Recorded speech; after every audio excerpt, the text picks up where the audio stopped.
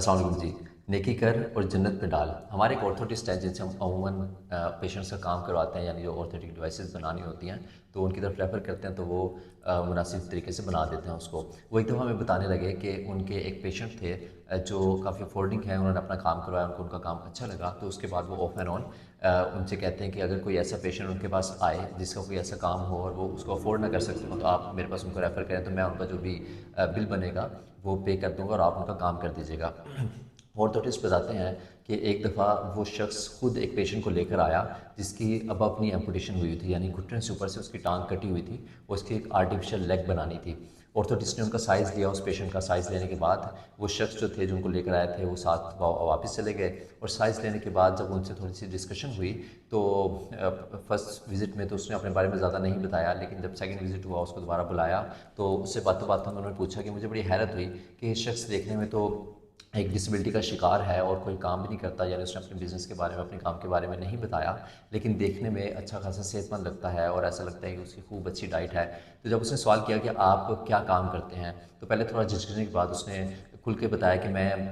दाता दरबार पे बैठता हूँ और मैं मांगता हूँ वहाँ पर, और मेरी एक्टिविटीज़ ये है कि मैं सारा दिन वहाँ पे, मुझे कोई भी फैमिली मेम्बर जो है वहाँ दाता दरबार के बाद छोड़ जाता है और मैं सारा दिन बैठ के वहाँ पर मांगता हूँ, और मांगने के बाद जब मैं रात को घर चला जाता हूँ तो मेरे सारे दिन में बस एक ही शौक़ है कि बैठ के मांगना और अच्छा खाना खाना। यानी मैं रोज़ मटन और बीफ और चिकन और कबाब इस तरह की चीज़ें खाता हूँ, साथ में ड्राई फ्रूट्स और फ्रूट वगैरह लेता हूँ, और उसकी वजह से उसकी स्किन भी काफ़ी ग्लो कर रही थी, उसकी हेल्थ जो है वो काफ़ी अच्छी थी।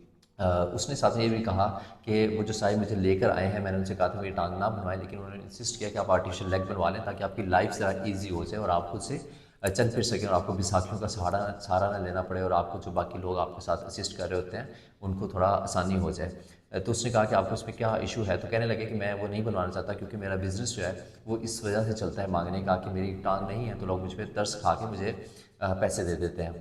तो आप मुझे लेग बना भी देंगे तो मैं उसको पहनूंगा नहीं। उन्होंने कहा कि यार मुझे तो उस साहिब ने कहा है कि आप इनको लेग बना के देनी है, तो मैं आपको लेग बना कर देता हूँ, बाकी आगे आपकी मर्ज़ी, आप उसको यूज़ करना चाहते हैं या नहीं। स्टिल ऑर्थोटिस्ट ने उनकी लेग बना दी और उसके बाद उनको बना के भेज दिया, और साथ में उन साहिब से कहा कि आप किसी शख्स की अगर मदद करना चाहते हैं तो आप एक दफ़ा उनको ले आएँ, उनकी कंसल्टेशन करवाएं, और उसके बाद हम देखेंगे उसको बनाने की ज़रूरत है या नहीं है, वो उसको पहनना चाहता है, वो चाहता है उसकी लाइफ ईजी हो या ना हो, तो ज़बरदस्ती किसी का नहीं करने का कोई फ़ायदा नहीं है। वो ऑर्थोटिस्ट बताते हैं कुछ अरसे के बाद वो रूटीन में दाता दरबार जाते थे, तो कहने लगे कि मुझे कुछ अरसे के बाद दाता दरबार में इत्तेफाक हुआ और मुझे शक हुआ एक शख्स पे कि ये शख्स वही शख्स है जिसकी मैंने लेग बना कर दी थी। कहने लगे मैं उसके पास गया हूँ और जाके मैंने ज़रा उनसे बात की है, तो मुझे कंफर्म हो गया कि वही शख्स है, लेकिन उसकी कंडीशन पहले से भी ख़राब थी, या कह लें कि अच्छी थी, और ख़राब इसलिए थी कि उसकी दूसरी टांग भी कटी हुई थी, और अच्छी इसलिए थी कि वो पहले से भी ज़्यादा वेल ऑफ लग रहा था, यानी उसके ऐसा लग रहा था उसका बिज़नेस ज़्यादा अच्छा चमक रहा है। उससे बातचीत के बाद अंदाज़ा हुआ कि उस शख्स की कुछ अरसे के बाद दूसरी टांग भी कट गई थी, या उसने खुद कटवा ली थी, यानी उसने अपनी बॉडी पे इन्वेस्टमेंट की थी, वल्लाह आलम। लेकिन स्टिल उसने कहा कि उसने ये बताया कि कोई हादसा हो गया था, कोई गाड़ी ऊपर से गुजर गई थी या समहाउ कुछ ऐसा हुआ, लेकिन उसके हुलिये से उसकी टांग कटी हुई के कटने से ऐसा फील हो रहा था कि शायद उसने खुद से उसको काटा हो, और उसकी रीज़न ये थी कि उसने बताया कि जब से मेरी दूसरी टांग कटी है तब से मेरा बिज़नेस डबल हो गया है, यानी लोग मुझ पर ज़्यादा तरस खाते हैं और लोग मुझे ज़्यादा पैसे में मुझ में निछावर करते हैं, और मेरा काम यहाँ पे दाता दरबार पे बहुत अच्छा चल रहा है, और मेरी इनकम और मेरी आमदन जो है महाना आमदन वो पहले से कहीं ज़्यादा हो गई है। तो ऐसी कंडीशन में आपको बताने का मकसद ये है कि एक अर्सा पहले हमें एक आंटी ने मुझे बताया कि किसी इम्तिहान में एक एमसीक्यूज़ आया जिसमें लिखा हुआ था कि नेकी कर स्पेस और फलां में डाल, और उसमें नीचे ऑप्शंस दिए हुए थे कि दरिया में डाल और जन्नत में डाल, तो उन्होंने सोचा कि नेकी करके दरिया में कौन डालता है, ऑब्वियसली हम उसको जन्नत में डालेंगे।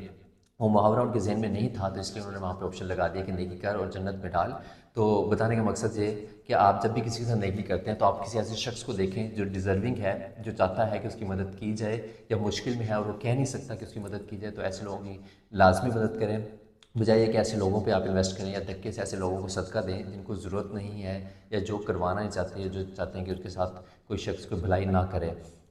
Thank you so much.